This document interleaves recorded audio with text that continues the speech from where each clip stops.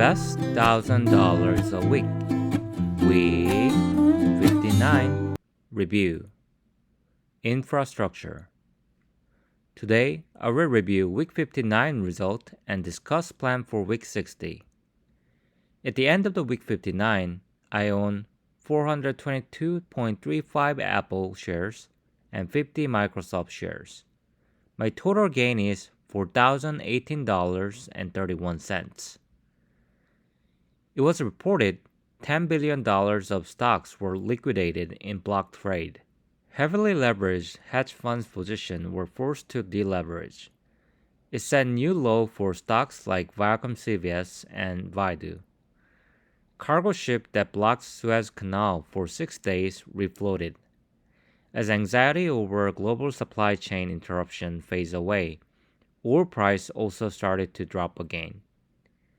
President Biden will announce details about the infrastructure plan. It will focus on rebuilding aging infrastructure and 5G investment. This week, I reinvested all the cash available. I will continue to invest $200 per day. Let's see how the market moves this week. Please subscribe and like this video. I will see you on the next episode.